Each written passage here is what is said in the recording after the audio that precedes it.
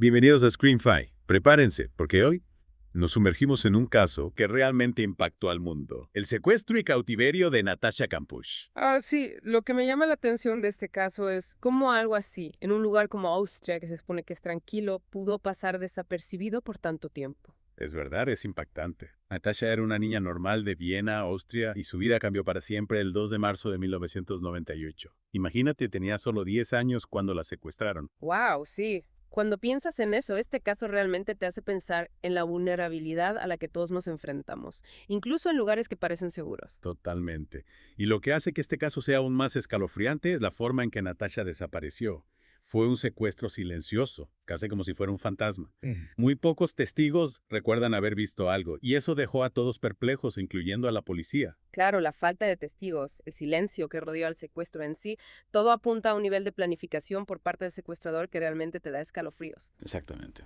Y hablando del secuestrador, hablemos de Wolfgang Schnullopil, el hombre responsable de este horrible acto. Tenía 39 años en ese momento, y lo más escalofriante es que, según todos los que lo conocían, parecía una persona completamente normal. Sí, eso es algo que vemos una y otra vez en este tipo de casos, ¿no? La banalidad del mal, el hecho de que los monstruos a menudo se esconden a plena vista. Exactamente. Y ese contraste entre su apariencia normal y sus acciones horribles es lo que hace que este caso sea tan perturbador. Imagínate, Screamers, la escena. Una niña de 10 años sale de su casa para ir a la escuela y de repente desaparece, sin dejar rastros, sin gritos, sin forcejeo. Sí, eso plantea una gran pregunta, ¿verdad? ¿Cómo pudo alguien como Wolfgang planear y llevar a cabo un crimen así sin que nadie sospechara nada? Exactamente. Y esa pregunta nos lleva al lugar donde Natasha estuvo cautiva durante 8 largos años. Wolfgang la mantuvo en una habitación secreta que había construido debajo de su casa. Y no era solo una habitación, era una prisión meticulosamente construida, diseñada para quitarle la identidad a Natasha y mantenerla totalmente bajo su control. Sí, era un espacio pequeño, sin ventanas al exterior, claustrofóbico, un lugar donde la luz del sol nunca llegaba, donde el tiempo se detenía. Natasha no tenía acceso a un calendario, lo que distorsionaba aún más su sentido del tiempo. ¿Te imaginas, Screamers, vivir años sin saber la fecha, el año, perdiendo la noción del tiempo?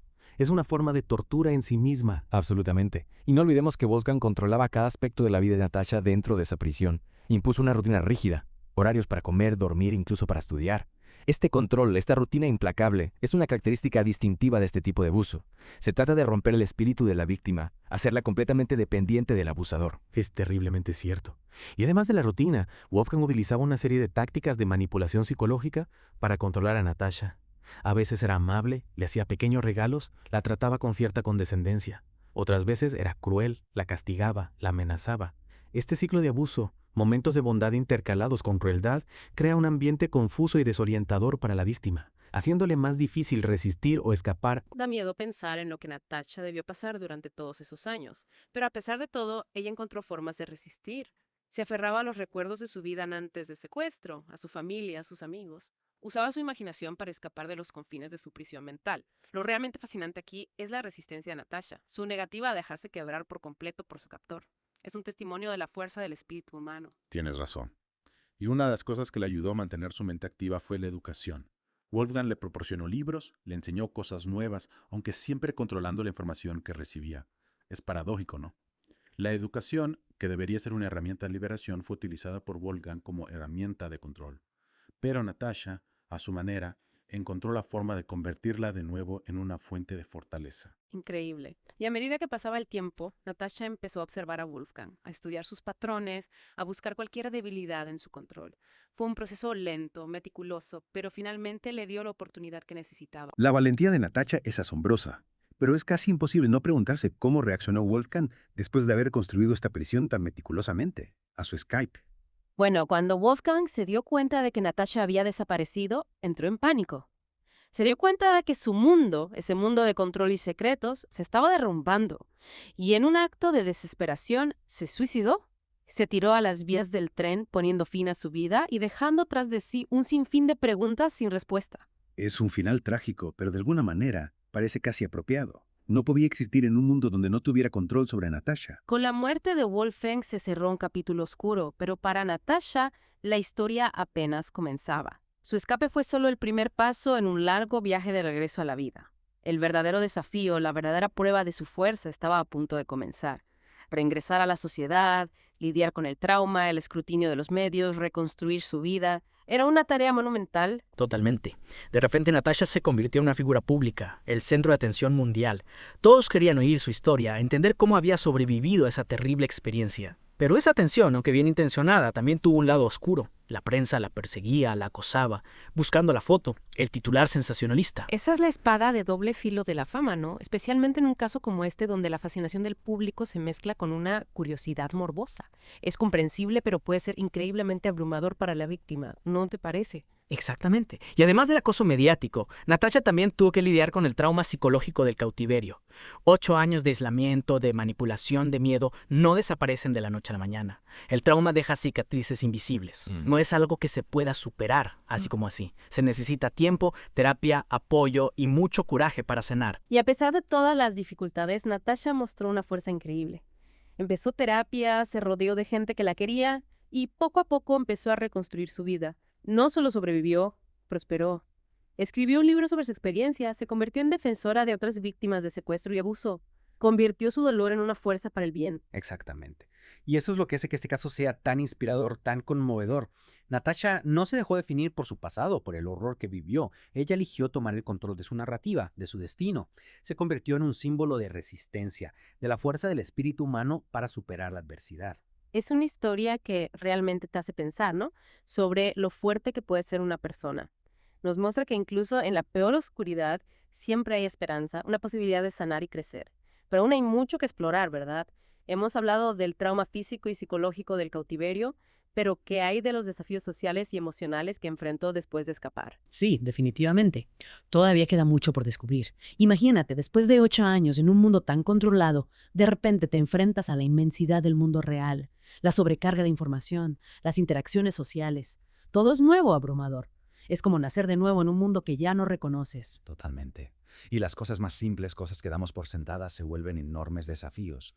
Y por supuesto no podemos olvidar el trauma psicológico. El miedo, la ansiedad, los recuerdos, las pesadillas, todo eso forma parte de su nueva realidad. Claro, el trauma no desaparece de un día para otro. Puede volver a aparecer en cualquier momento, por cualquier cosa. Y en el caso de Natasha, ese trauma se vio agravado por la atención mediática. Ah, sí. De la noche a la mañana se convierte en una figura pública, en el centro de un circo mediático que busca explotar su historia. Es el lado oscuro de nuestra fascinación por los crímenes reales, ¿no crees? Queremos escuchar la historia, pero a veces olvidamos que hay una persona real detrás de los titulares. Sí, y una persona que todavía se está lidiando con las consecuencias. Exactamente. La prensa la seguía a todas partes, la acosaba con preguntas, buscaban la foto perfecta, el titular sensacionalista. Una total falta de respeto a su privacidad. Cierto. Y en medio de todo eso, Natasha tenía que tomar decisiones muy difíciles. ¿Cómo reconstruir su vida? ¿Cómo proteger su privacidad? ¿Cómo sanar? Son preguntas que la mayoría de nosotros nunca tendremos que enfrentar. No, definitivamente no. El peso de esas decisiones debe haber sido inmenso. Pero Natasha, con una fuerza admirable, decidió tomar el control de su propia historia. Eligió compartir su experiencia, pero a su manera. Y eso es un acto de desafío, de recuperar su poder.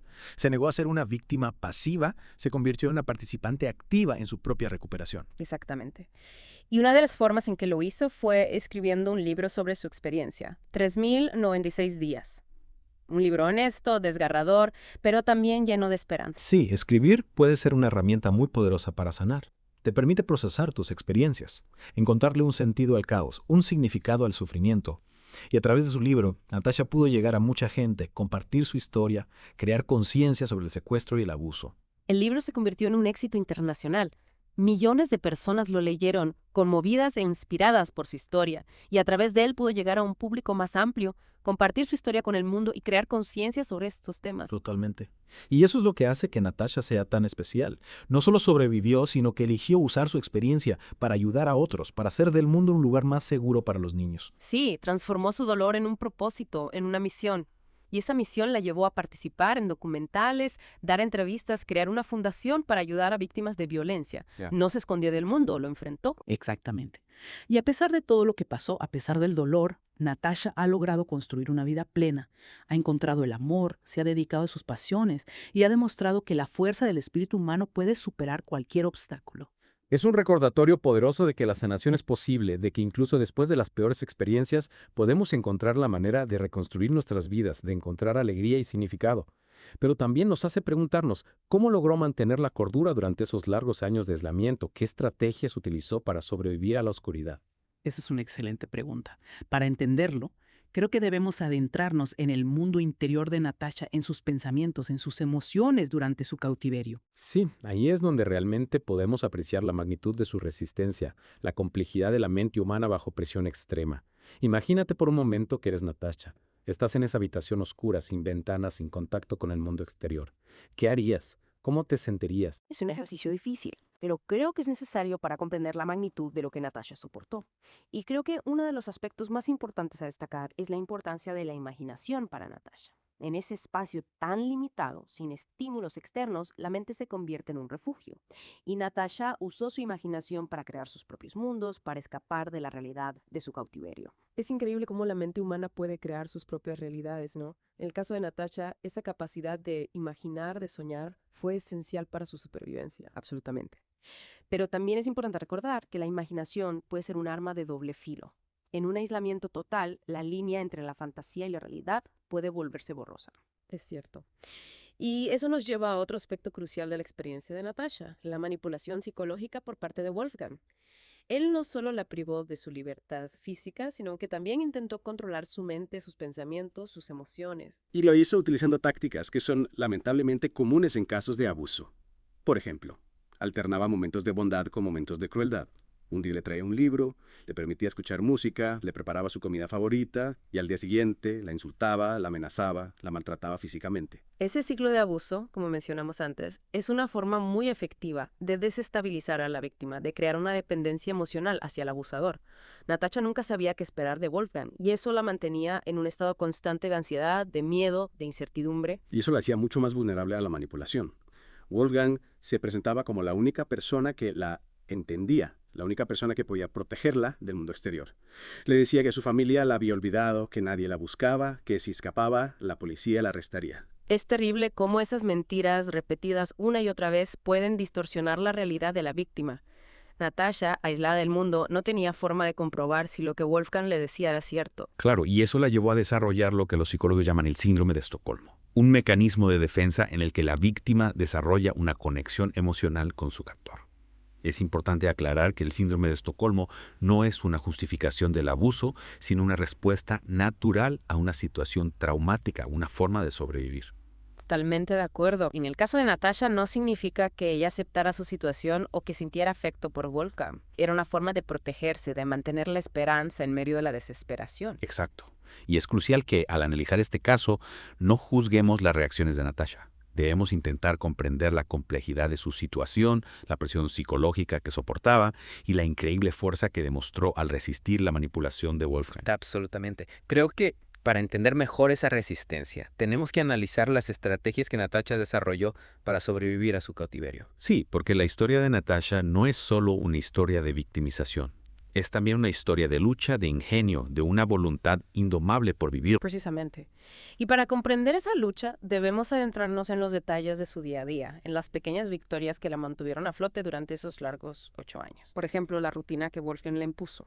Él controlaba cada aspecto de su vida, las horas de comida, de sueño, las actividades que podía hacer. Pero dentro de esa rigidez, Natasha encontró formas de crear pequeños espacios de libertad, como la lectura. Wolfgang le permitía leer, aunque elegía los libros, y Natasha se dio cuenta de que esa era una oportunidad para aprender, para expandir su mente, para escapar, aunque sea por un rato, de la realidad de su cautiverio. Y no solo leía, sino que también analizaba los libros, los criticaba, los debatía en su mente. Así se aseguraba de que su mente se mantuviera activa, crítica, independiente. Es admirable cómo Natasha convirtió una herramienta de control en una herramienta de resistencia. Wolfgang quería limitar su acceso a la información, pero ella, con su inteligencia y curiosidad, transformó la lectura en un acto de rebeldía. Totalmente. Y también aprendió a manipular la rutina a su favor. Por ejemplo, realizaba las tareas domésticas con mucha meticulosidad, extendiéndolas más posible para ganar tiempo para sí misma. Es fascinante cómo, incluso en situaciones extremas, las personas encontramos maneras de ejercer nuestra voluntad, de buscar autonomía. Esas pequeñas victorias, esos momentos robados a la rutina, fueron claves para que Natasha mantuviera la esperanza, su convicción de que algún día sería libre. Volver al mundo después de 8 años. ¡Uf! Debió ser como aterrizar en otro planeta, todo nuevo, ruidos, olores. Una locura. Sí, totalmente. Después de vivir en un ambiente tan controlado, De repente la inmensidad del mundo real, la cantidad de información, la gente. Abrumador. Y las cicatrices, ¿no? Las del cautiverio. Miedo, ansiedad, recuerdos. Esas heridas que no se ven. Es cierto. El trauma no desaparece de un día para otro. Es un nuevo desafío. Aprender a vivir con eso, con el dolor. Reconstruir tu vida en un mundo que ya no es el mismo. Y mientras tanto, el mundo entero pendiente de ella. Amén. La prensa, acosándola. Buscando la foto, el titular. Sin importar el daño. Es triste, ¿no? A veces la fascinación por estos casos nos hace olvidar que hay una persona real detrás de la historia. Con emociones, con vulnerabilidad. Y con un largo camino por delante. Esa tensión mediática seguro intensificó todo. El estrés, la ansiedad. Imagínate lidiar con el trauma y con la prensa encima. Difícil, ¿no? Y en medio de todo, tomar decisiones. ¿Cómo reconstruyo mi vida? ¿Cómo me protejo? ¿Cómo sano? Decisiones difíciles. Y admirable cómo Natasha tomó el control. Decidió compartir su historia, pero a su manera. Valiente, ¿no? Pudo haber elegido el silencio, pero usó su voz para crear conciencia. Sobre secuestro, el abuso. Escribió un libro, 3096 días. Contó todo. El cautiverio, la manipulación, su lucha. Un libro que llegó a mucha gente. Un éxito. Conectó con otras víctimas. Les dio esperanza. Escribir sobre algo así. Debió ser difícil, pero también sanador. Darle sentido a la experiencia, dolor. Encontrar un propósito. Y no solo el libro, ¿no? Documentales, entrevistas. Creó una fundación para ayudar a niños víctimas de violencia. Usó su plataforma para el cambio, para un mundo más seguro. Inspiró a muchos, transformó su dolor en acción. No solo sobrevivió, hizo una diferencia. Encontró el amor, se dedicó a sus pasiones, demostró que se puede. Superar la adversidad, encontrar la felicidad, a pesar de todo. La historia de Natasha nos enseña mucho. La libertad, las apariencias, la lucha por la justicia. La empatía, comprender el trauma, apoyar a quienes lo viven. Creer en la fuerza del espíritu humano.